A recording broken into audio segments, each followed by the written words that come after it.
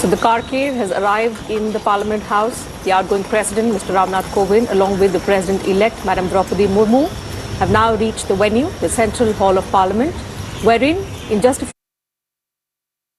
few moments from now, Madam Draupadi Murmu will be sworn in as the 15th President of India. Only the second woman President of the country, the first tribal President.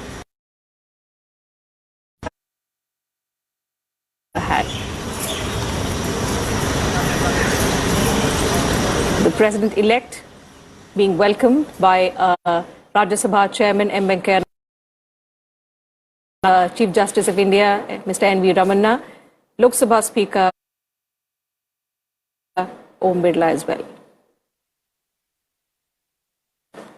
Both the outgoing President and the President-elect being accorded the welcome outside the Central Hall of Parliament.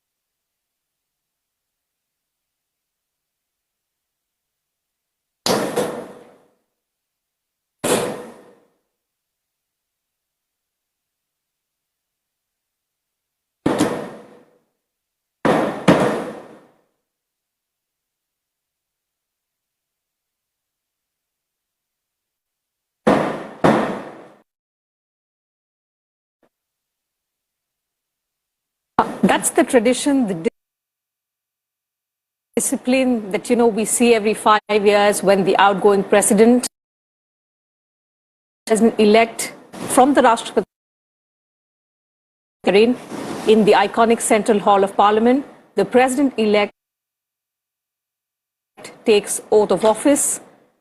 Madam Draupadi Murmu will, in a short while from now, take oath as the 15th President of India, in the presence of Rajya Sabha Chairman M. Venkaiah Naidu, Lok Sabha Speaker Om Birla, Prime Minister Narendra Modi, members of the Union Cabinet, also the Chief Ministers of various states, state governors as well, and a host of other dignitaries in attendance inside the Central Hall of Parliament. Chief Justice of India, Mr. N.V. Ramanna, will M. Draupadi Murmu, who will, in a short while from now, take oath as the 15th President of India from the iconic Central Hall of Parliament. बिल्कुल अपने आप में ये ऐतिहासिक तस्वीरें कुछ ही पलों में नवनिर्वाचित राष्ट्रपति द्रौपदी मुर्मू संवैधानिक पद की शपथ लेंगी। आजादी के बाद जन्म लेने वाली वो पहली राष्ट्रपति होंगी। साथ ही दूसरी महिला राष्ट्रपति और जनजातीय समुदाय से राष्ट्रपति पद तक का सफर तय करने वाली पहली महिला।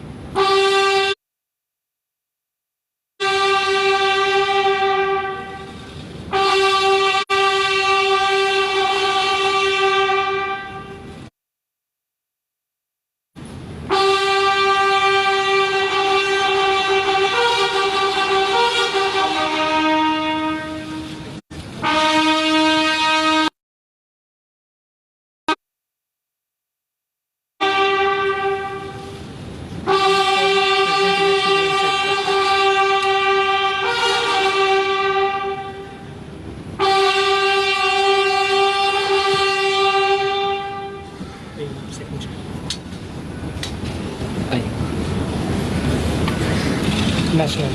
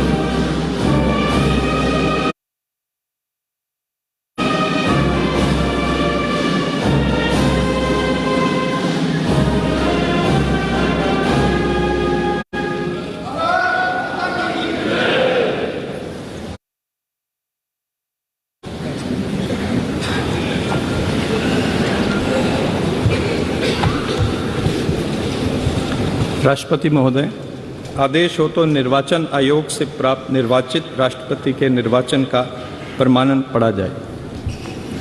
यतः भारत के संविधान के अनुच्छेद 324 द्वारा भारत के राष्ट्रपति के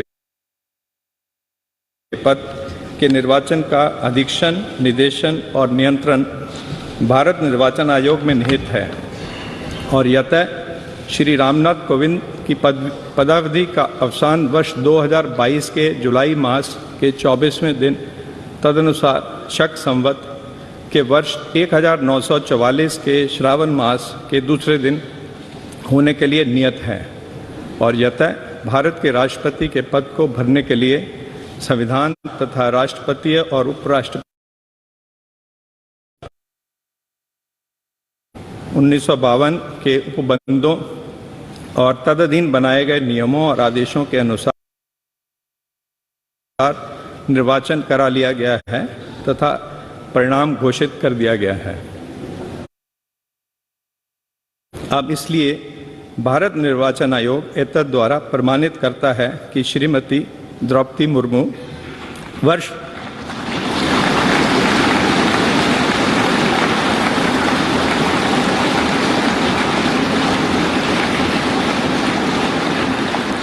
वर्ष 2000 दिन तदनुसार शक संवत के वर्ष 1944 के आषाढ़ मास के 30वें दिन भारत के राष्ट्रपति पद के लिए सम्यक रूप से निर्वाचित हो गई हैं।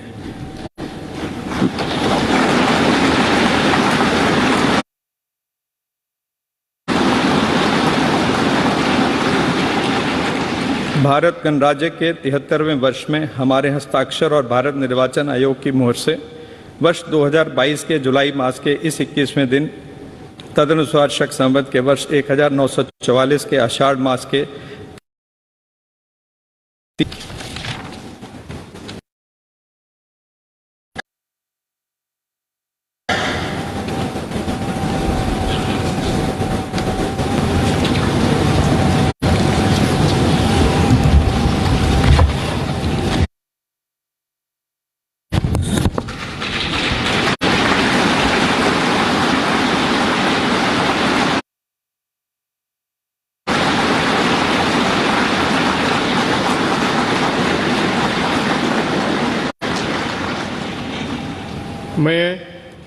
मैं द्रौपदी मुर्मू ईश्वर की शपथ लेता हूँ कि लेती हूँ कि मैं श्रद्धापूर्वक भारत के राष्ट्रपति के पद का कार्यपालन करूँगी तथा अपनी पूरी योग्यता से संविधान और विधि का परिरक्षण, संरक्षण और प्रतिरक्षण करूँगी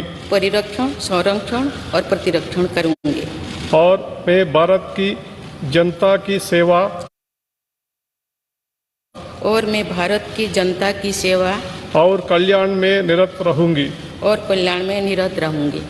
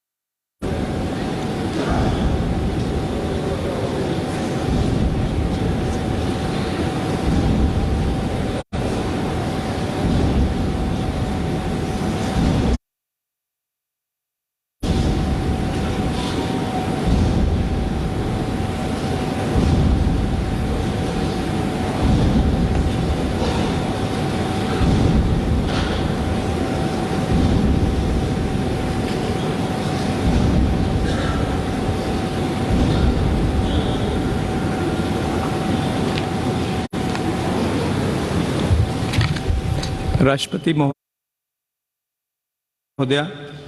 आपका आदेश हो तो आपके पद ग्रहण की उद्घोषणा की जाए और उसे भारत के राजपत्र में प्रकाशित किया जाए। इसकी सूचना प्रमुख सेना केंद्रों तथा विदेश स्थित सभी भारतीय मिशनों, राज्य सरकारों तथा संघ शासित प्रदेशों क्षेत्रों के प्रशासकों को भेजी जाए। भारत सरकार के सभी मंत्रालयों और विभागों को भी सूचना तथा आवश्यक आदेश जारी करने हेतु भेजा जाए।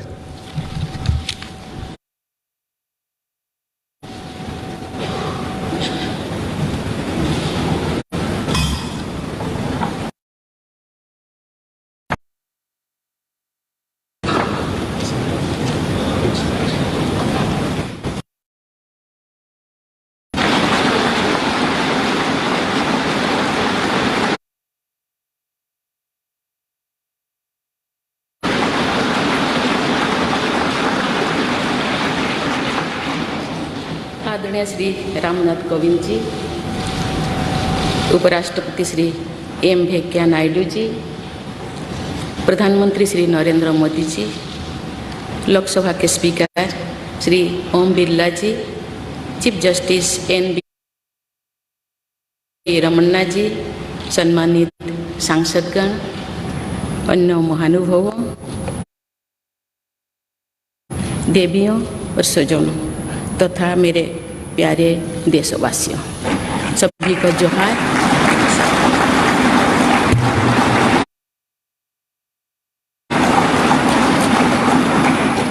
भारत के सर्वोच्च संवैधानिक पद पर निर्वाचित करने के लिए मैं सभी सांसदों और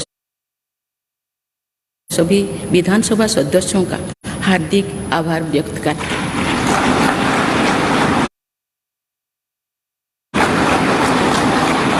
आपका मत देश के करोड़ों नागरिकों के विश्वास की अभिव्यक्ति है। मैं भारत के समस्त नागरिकों की आशा आकांक्षा और अधिकारों की प्रतीक इस पवित्र संसद से पूरी विनम्रता से अभिनंदन करती हूँ।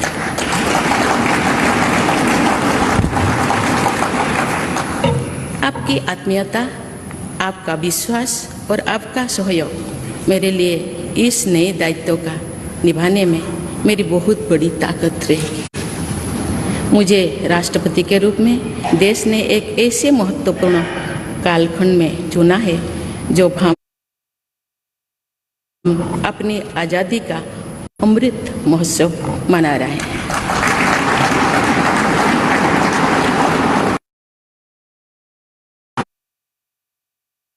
कुछ दिन बाद ही देश अपनी स्वाधीनता के 75 वर्ष पूरी करेगा। ये भी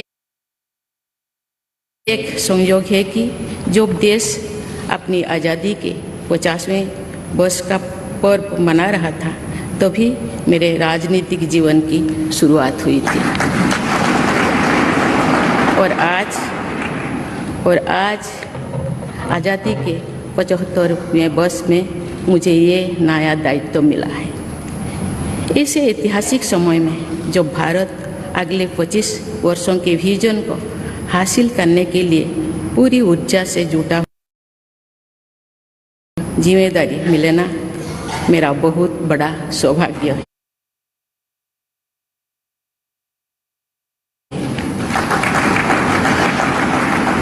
मैं देश की ऐसी पहली राष्ट्रपति भी हूँ जिसका जन्म आज़ाद भारत में हुआ है।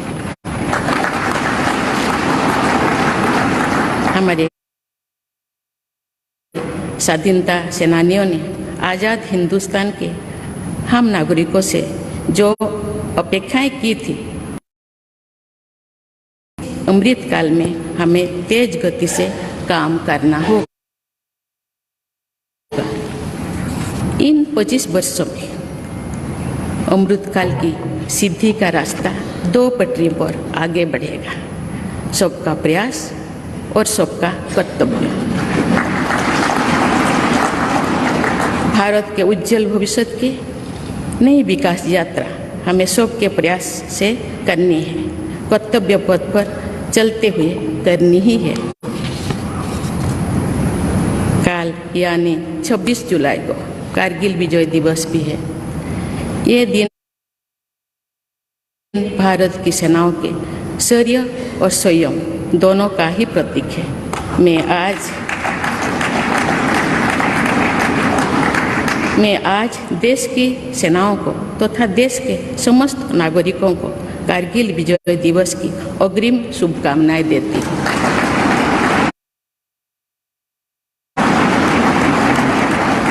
देवियों और स्वजनों, मैंने अपनी जीवन यात्रा पूर्वी भारत में ओडिशा के एक छोटे से आदिवासी गांव से शुरू की थी। मैं जिस पृष्ठभूमि से आती हूँ वहाँ मेरे लिए प्रारंभिक शिक्षा प्राप्त करना भी एक स्वप्न। अनेक बाधाओं के बावजूद मेरा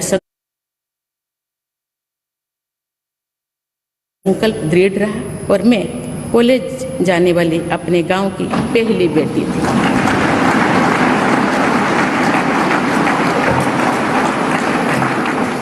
मैं जनजातीय समाज से हूँ और वार्ड काउंसिलर से लेकर भारत की राष्ट्रपति बनने तक का अवसर मुझे मिला है। ये लोकतंत्र की जननी भारतवर्ष की महानता है। ये हमारे लोकतंत्र की ही शक्ति है कि उसमें एक गरीब घर के पैदा होने बेटी, दूर सुदूर आदिवासी क्षेत्र में पैदा हुई बेटी भारत के सर्वोच्च संवैधानिक पद तक पहुंच सकती है। राष्ट्रपति के पद पहुंचना मेरी व्यक्तिगत उपलब्धि नहीं है, ये भारत की प्रत्येक गरीब की उपलब्धि है। मेरा निर्वाचन इस बात का सबूत है कि भारत में गरीब सपने भी देख सकता है और उन्हें पूरा भी कर सकूं।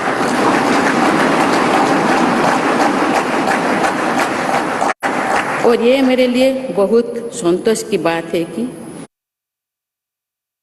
जो सदियों से वंचित रहे, जो जीवन विकास के लाभ से दूर रहे, वे गरीब, दलित, पिछड़े तथा आदिवासी मुझे ये अपना प्रतिबिंब देख सकते हैं। मेरे इस निर्वाचन में देश के गरीब व का आशीर्वाद शामिल है। देश की करोड़ों महिलाओं और बेटियों के सपनों और सामर्थ्य की झलक है।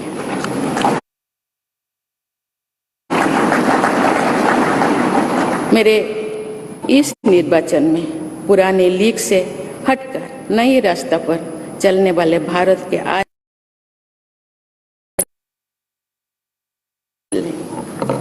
ऐसे प्रगतिशील भारत का नेतृत्व करते हुए आज मैं खुद को गौरवान्वित महसूस कर रही हूँ। मैं आज समस्त देशवासियों को, विशेषकर भारत के युवाओं को तथा भारत की महिलाओं को ये विश्वास दिलाती हूँ कि इस पद पर कार्य करते हुए मेरे लिए उनके हित सर्वोपरि होंगे। देवियों और स्वजनों, मेरे सामने भारत के राष्ट्रपति पद की ऐसी महान विरासत है जिसने विश्व में भारतीय लोकतंत्र की प्रतिष्ठा का निरंतर मजबूत किया है। देश के प्रथम राष्ट्रपति डॉक्टर राजेंद्र प्रसाद से लेकर श्री रामनाथ कोविंद जी तक अनेक विभूतियों ने इस पद को सुशोभित किया है।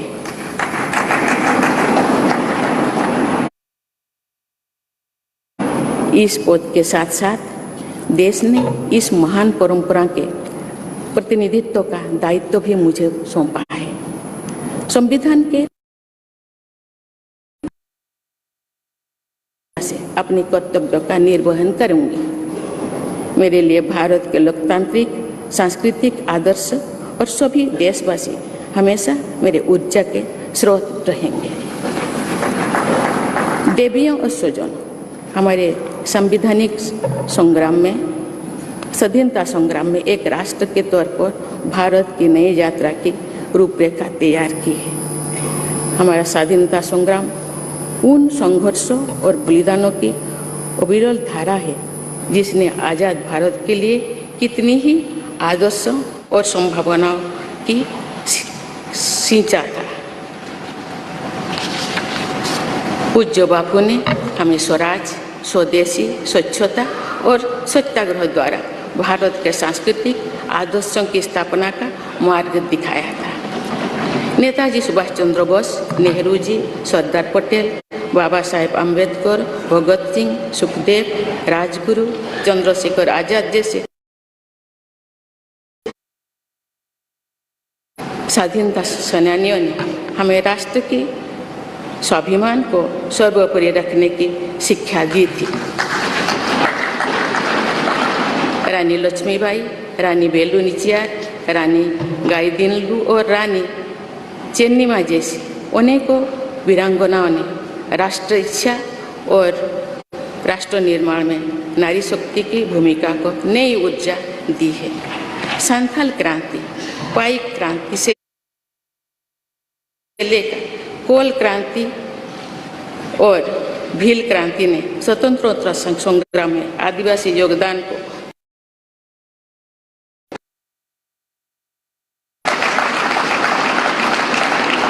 सामाजिक उत्थान एवं देश प्रेम के लिए धरती व भगवान बिरसा मुंडा जी के बलिदान से हमें प्रेरणा मिली थी। मुझे खुशी है कि आज़ादी की लड़ाई में जनजातीय समुदाय के योगदान को समर्पित अनेक म्यूजियम देश भर में बनवाया जा रहा है। देवियों और स्वजनों, एक संसदीय लोकतंत्र के रूप में 75 वर्ष में भारत ने प्रगति के संकल्प को सहभागिता एवं सर्वसम्मति से आगे बढ़ाया है। विविधताओं से भरे अपने देश में हम अनेक भाषा, धर्म, संप्रदाय, खान पान, रहन सहन, रीति रिवाजों का अपनाते हुए एक भारत श्रेष्ठ भारत के निर्माण में सक्रिय है। आजादी के 75वें अमृतकाल भारत के लिए नए संकल्पों का कालखंड है। आज मैं इस नए युग के स्वागत में अपने देश को नई सोच के साथ तत्पर और तैयार देख रही हूँ। भारत आज हर क्षेत्र में विकास का नया अध्याय जोड़ रहा है। कोरोना महामारी के वैश्विक संकट का सामना करने में भारत ने जिस तरह का सामर्थ्य दिखाया है, उसने पूरे विश्व में भारत की साख बढ़ाया है।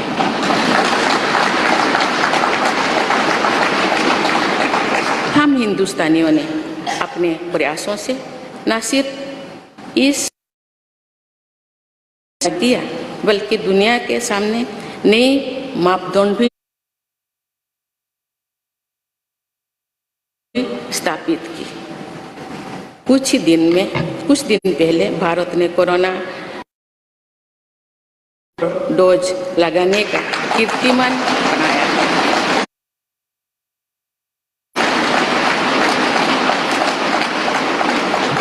इस पूरी लड़ाई में भारत के लोगों ने जिस संयम, साहस और सहयोग का परिचय दिया, वो एक समाज के रूप में हमारी बढ़ती हुई शक्ति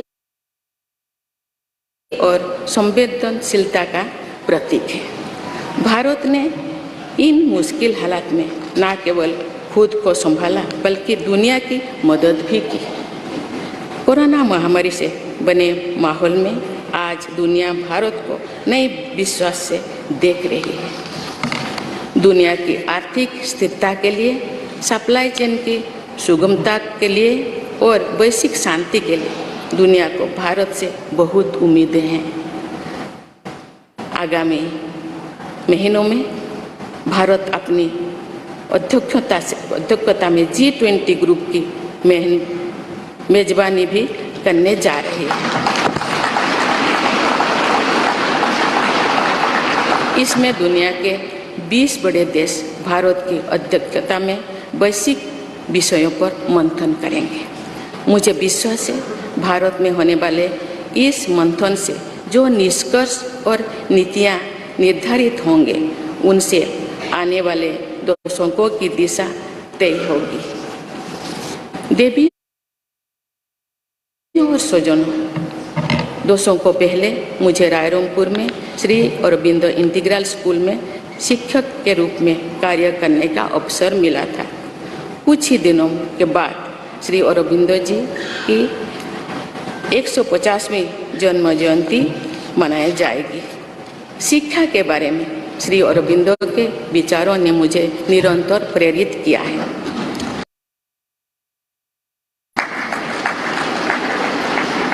जनप्रतिनिधि के रूप में विभिन्न पदों पर कार्य करते हुए और फिर राज्यपाल के रूप में भी मेरा शिक्षण संस्थानों के साथ सक्रिय जुड़ाव रहा है। मैंने देश के युवाओं के उत्साह और आत्मबल को करीब से देखा है। हम सभी के श्रद्धेय पटेल जी कहा करते थे कि देश के युवा जब आगे बढ़ते हैं तो वे सिर्फ अपने ही भाग्य नहीं बनाते बल्कि देश का भी भाग्य बनाते हैं।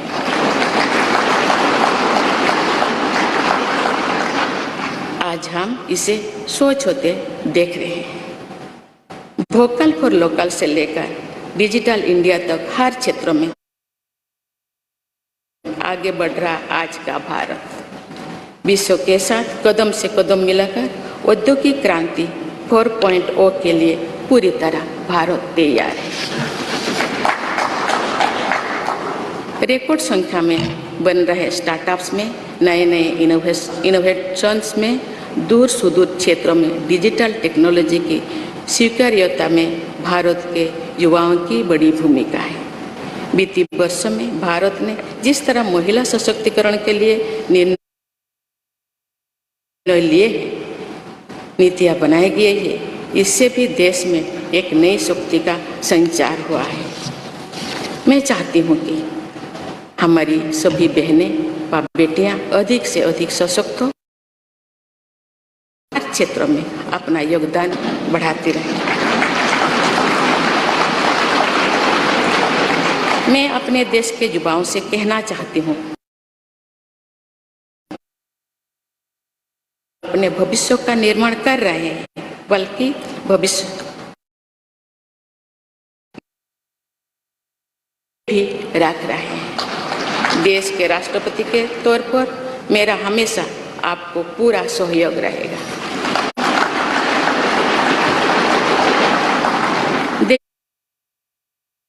देवियों और सुजों, विकास और प्रगतिशीलता का अर्थ निरंतर आगे बढ़ना होता है, लेकिन साथ ही अपने अतीत का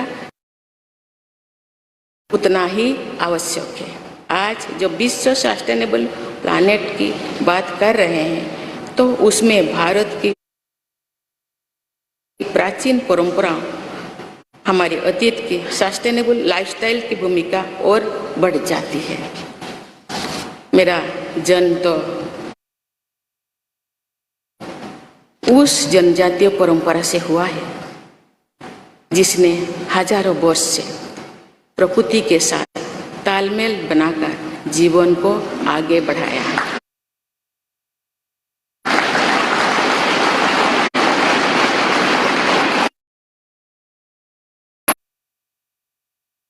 जलाशयों के महत्व को अपने जीवन में महसूस किया है। हम प्रकृति से जरूरी संसाधन लेते हैं और उतनी ही श्रद्धा से प्रकृति से सेवा भी करते हैं।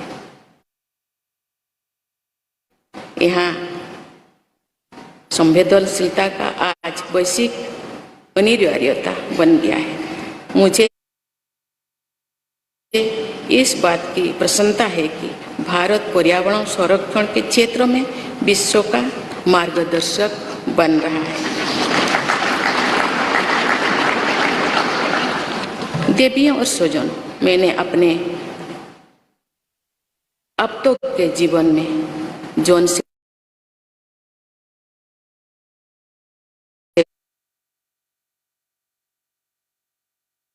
किया है, श्री जगन्नाथ क्षेत्र के एक प्रख्यात कवि भीम भोई जी की कविता की एक पंक्ति है, मो जीवन पछे नरक के पड़ी था जगत उद्धार।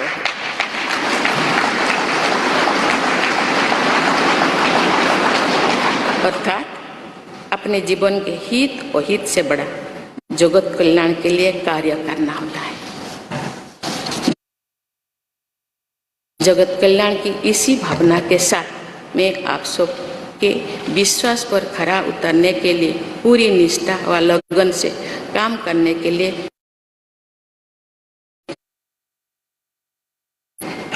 आइए हम सभी एकजुट होकर समर्पित भाव से कर्तव्य पथ पर आगे बढ़े तथा वैभवशाली व आत्मनिर्भर भारत का निर्माण करें। धन्यवाद। जय हिंद।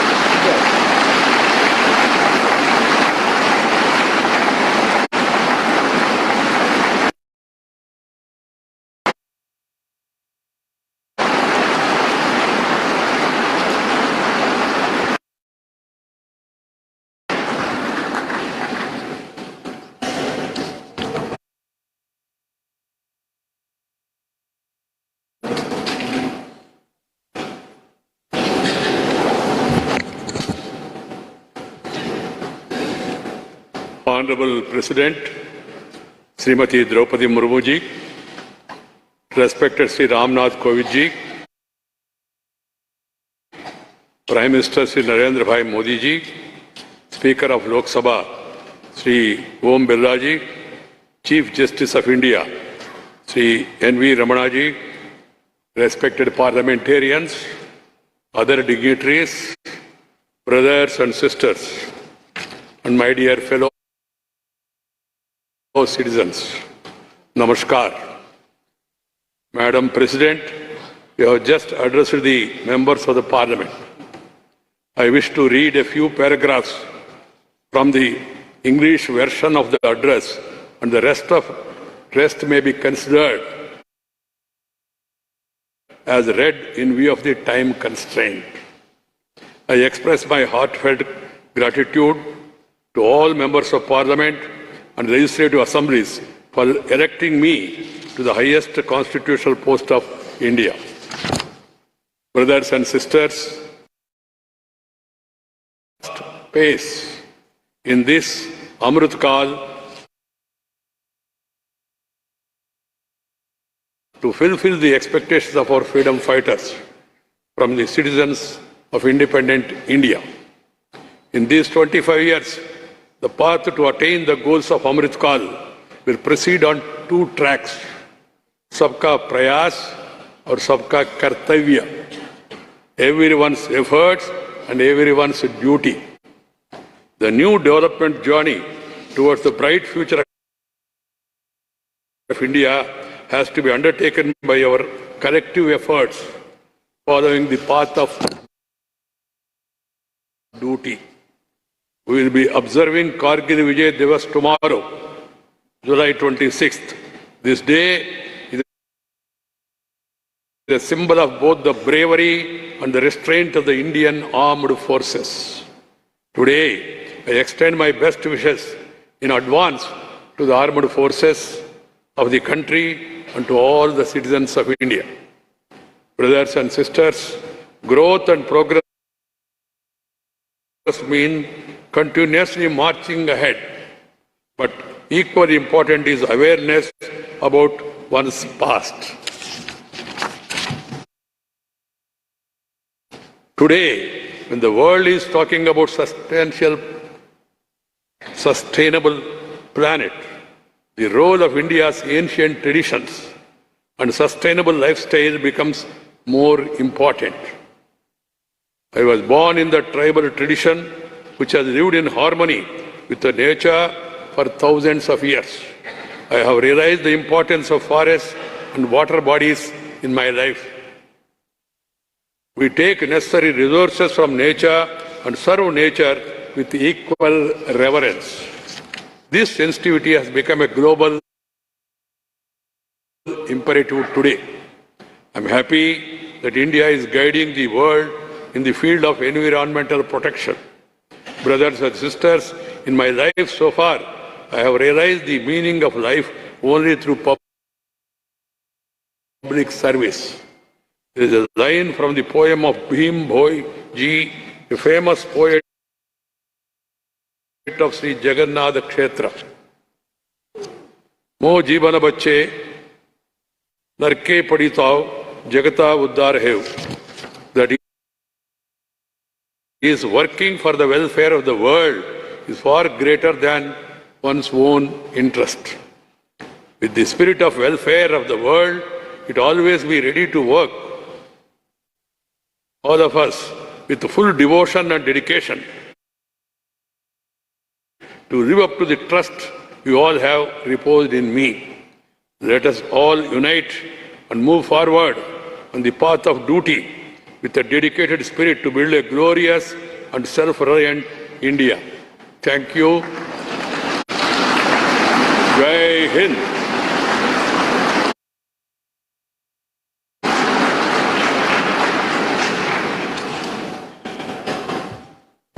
राष्ट्रपति महोदया, आपकी आज्ञा हो तो समारोह की कार्यवाही समाप्त की जाए।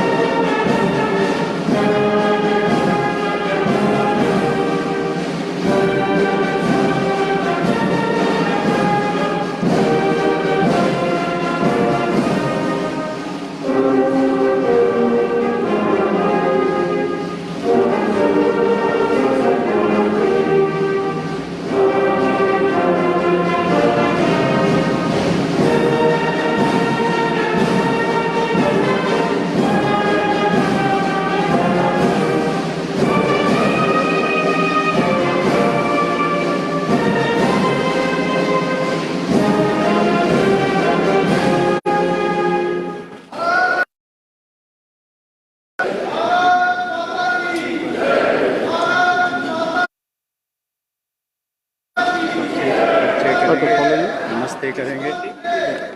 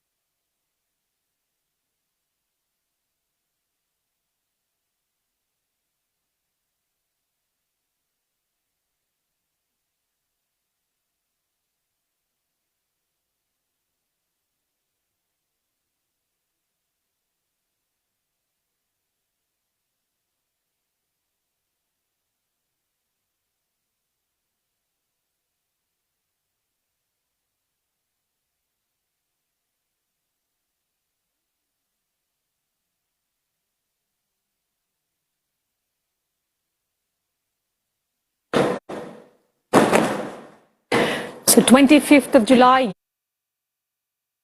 yet again going down in Indian history as a significant